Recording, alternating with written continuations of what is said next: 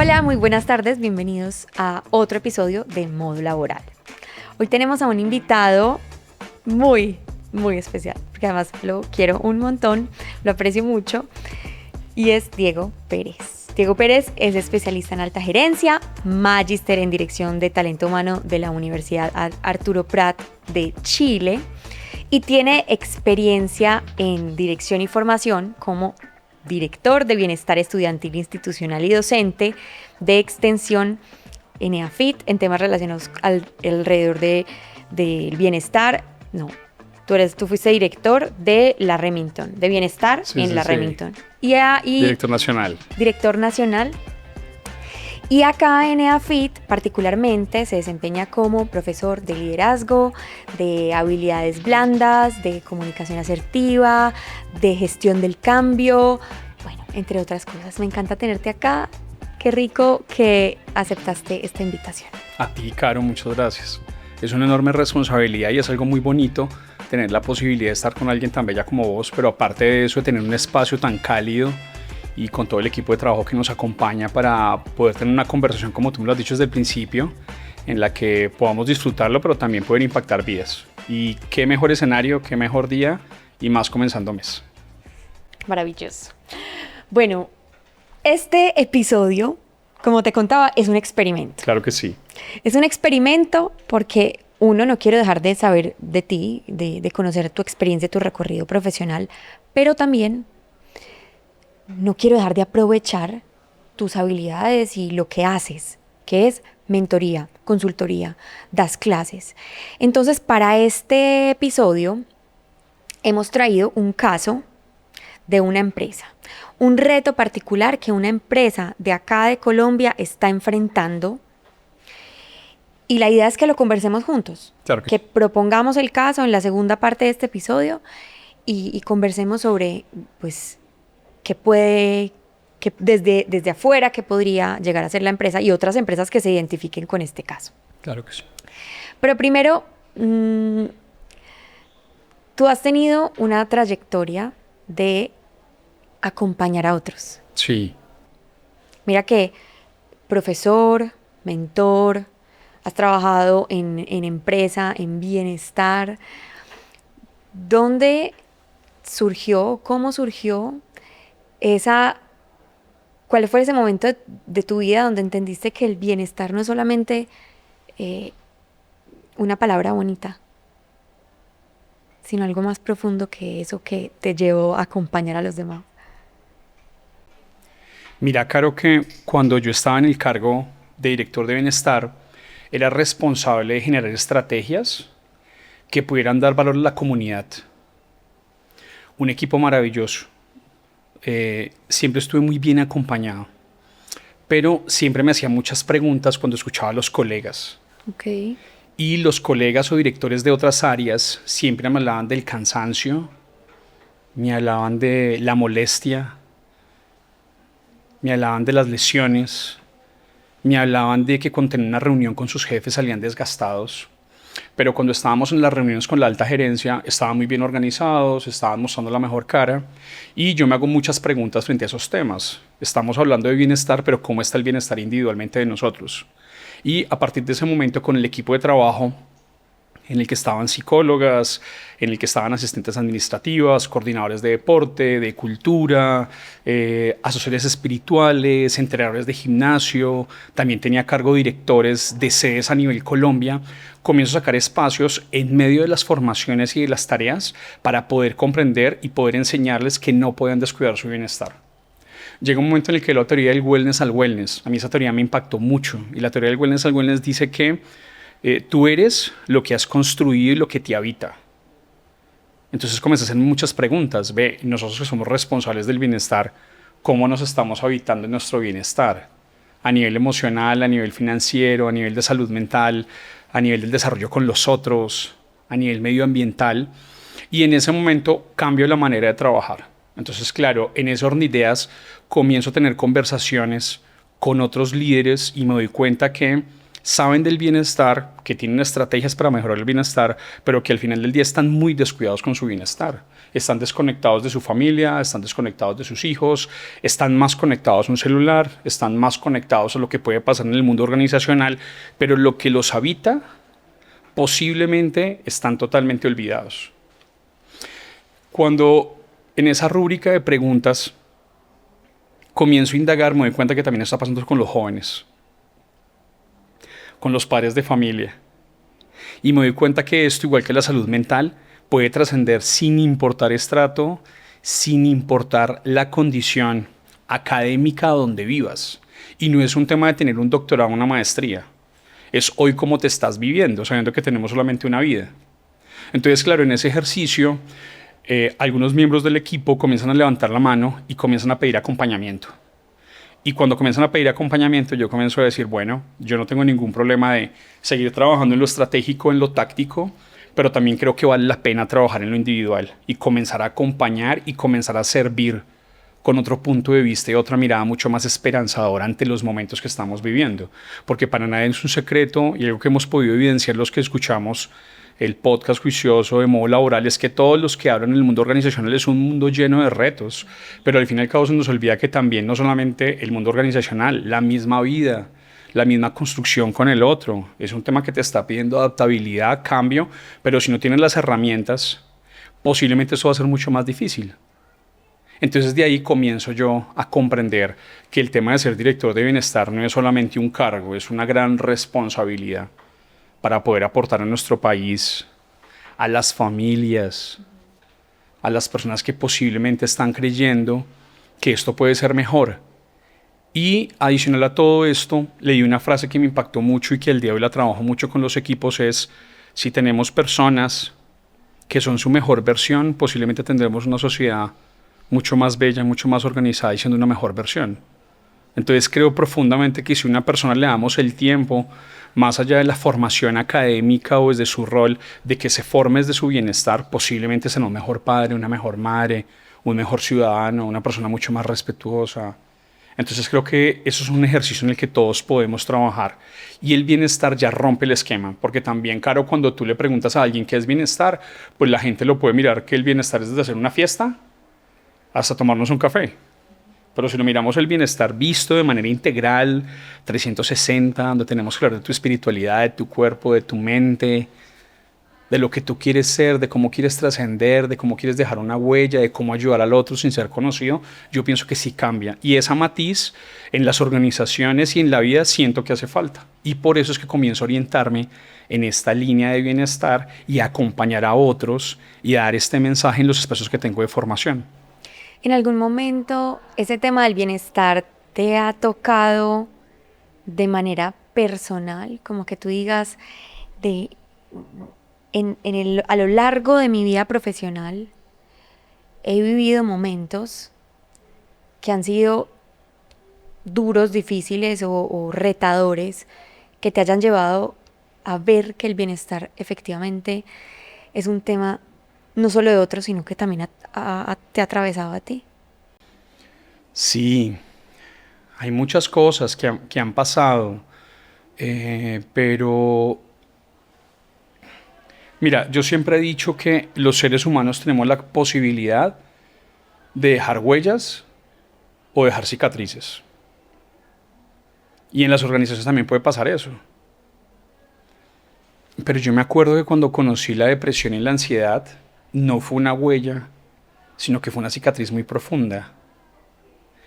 Y fue una cicatriz muy profunda que llegó en un momento que posiblemente en su momento no entendí por qué tenía que llegar ahí, pero hoy después de varios meses y después de varios años comprendo que era el momento para hacerlo. Pero cuando tuve una situación familiar, personal, en la que había tanto tema alrededor de la salud mental, entré en un choque, porque yo era el director de bienestar y tenía que generar estrategias para que la gente estuviera muy bien, yo con este mensaje, pero no era capaz de comprender que lo que estaba pasando en mi entorno más cercano, en el entorno que yo amaba.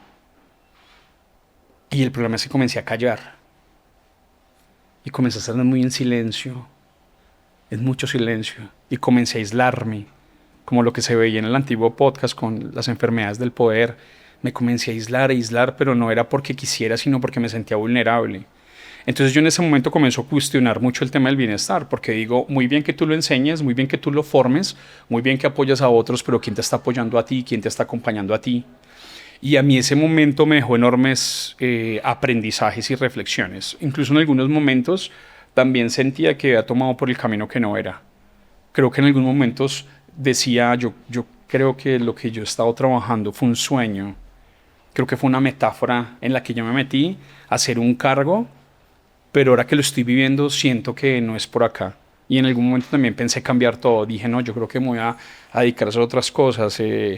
Yo creo que más bien yo como que me dedico a ser gerente de un bar, o voy a manejar un carro, o me voy del país, porque estaba con ese choque en el que yo veía, Dios mío, pero si me está pasando esto a mí no lo puedo solucionar, pues posiblemente cómo lo estoy vendiendo y cómo lo estoy solucionando en otro lado.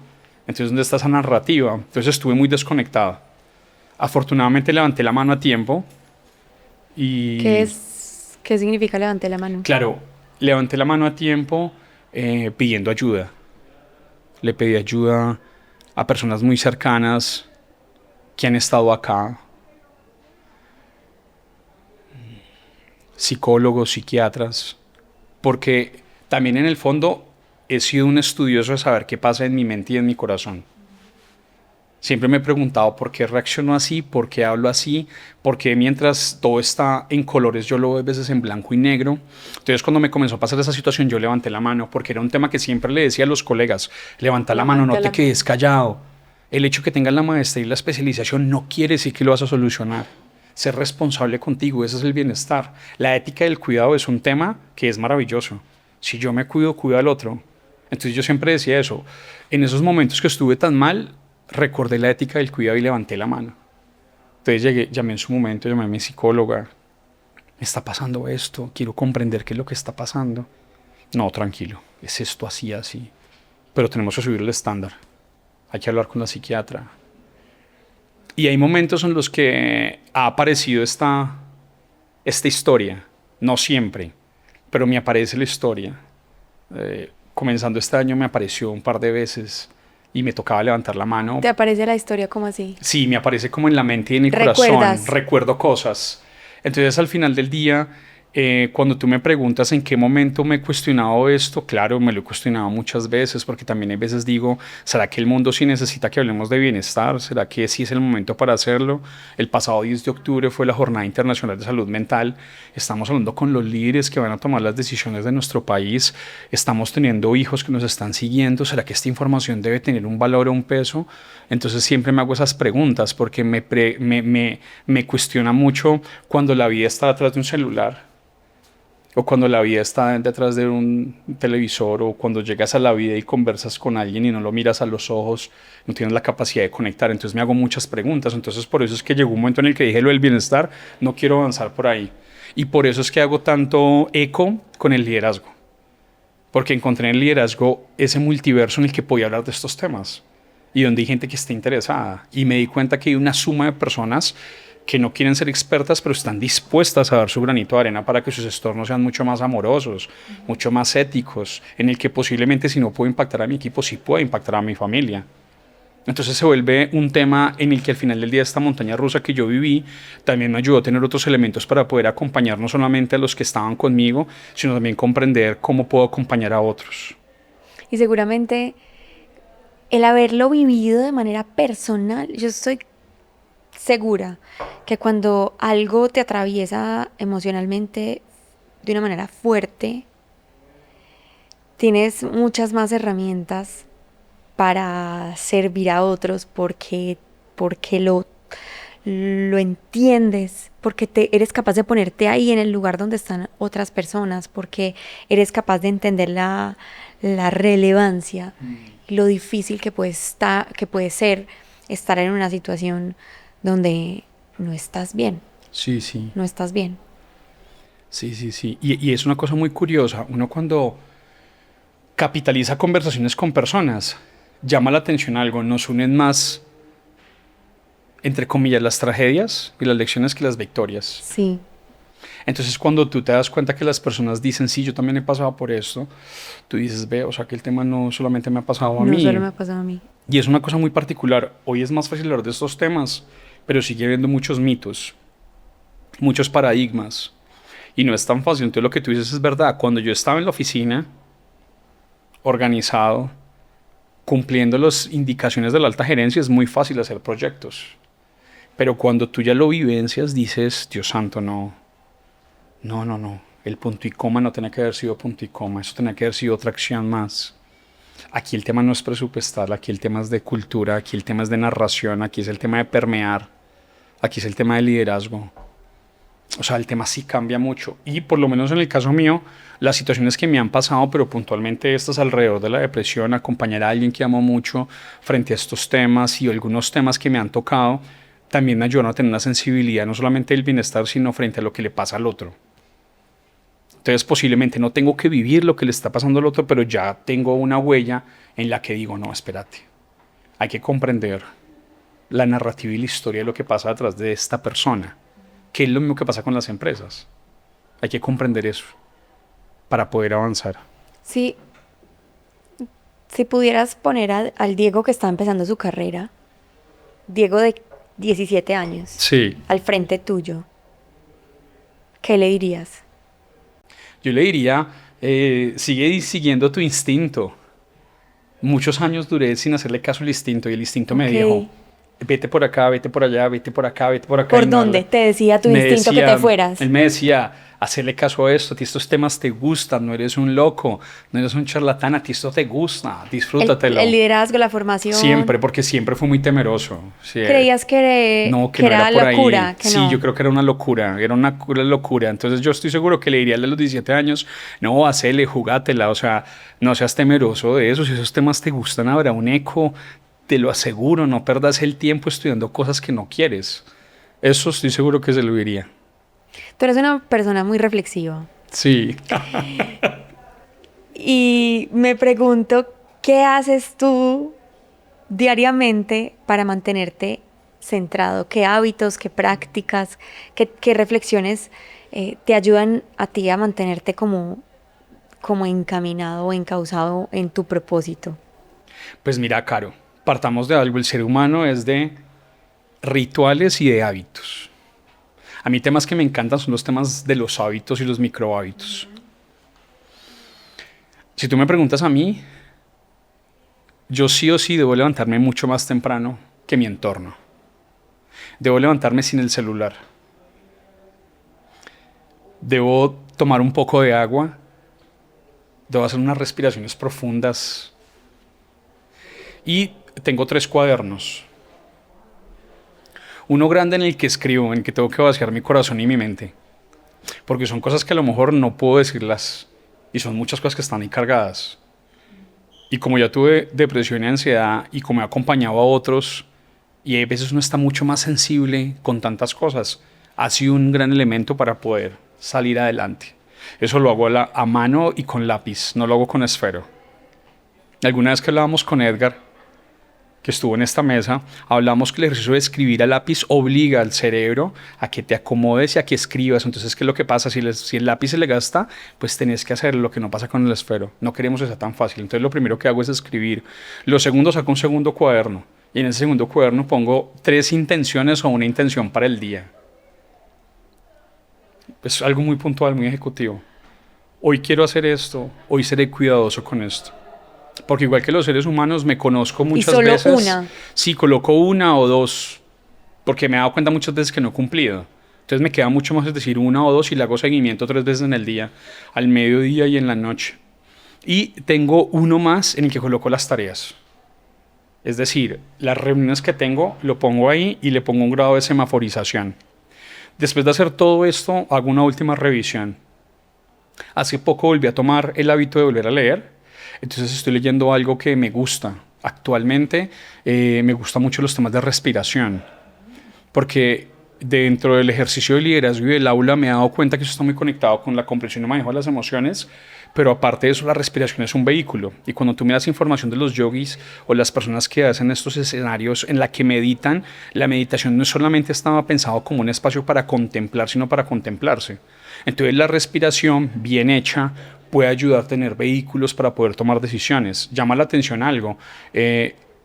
según los estudios, 70% de la humanidad respiramos mal.